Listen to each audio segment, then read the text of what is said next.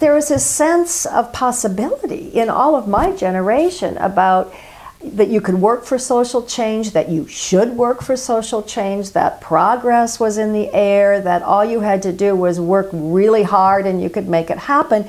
And then there were funders behind that thinking. Ford Foundation was throwing big money out there to people that were doing this kind of work and getting a lot of criticism from it. But they were, so it wasn't naive. That there was this idea that the larger social purpose could be moved forward. And of course, the civil rights movement was really the spur to all of that, I think. And then I think, when I look further back, and I think most of us came from a generation in the 60s that our parents had, at least I speak of my mother, had grown up studying John Dewey and all these progressive thinkers, and we were fed that at breakfast, that, so that it was ingrained in our DNA that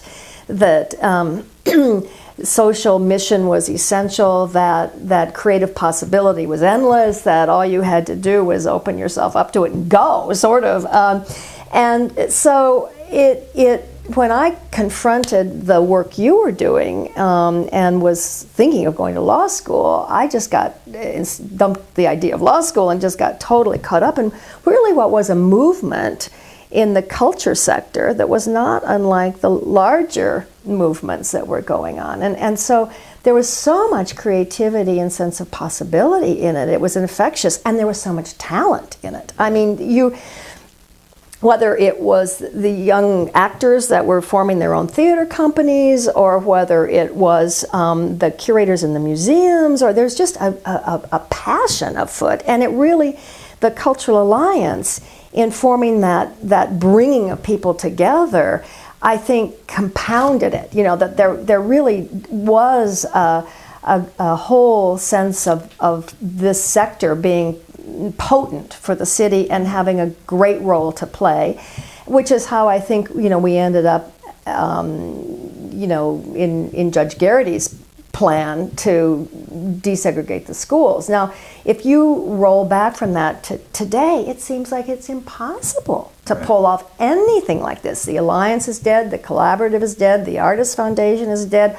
All of those institutions, the adhocracy, as it were, that were created and did really important work and affected the city and affected young lives, they're gone. And it's so interesting. Why? You ask yourself why all this work, and even in the case of the Collaborative, the work that ended up in passing legislation, getting it funded, and why did it just get cut? And it's a whole different landscape today. Although I suppose if a sociologist drilled into you, it would see the remnants of it in various places, which would be interesting to analyze, which I haven't done. But there are obviously people and institutions who participated in all of that keep some of this going forward. For example, the work I'm doing now would never be happening if it hadn't been for all of that work.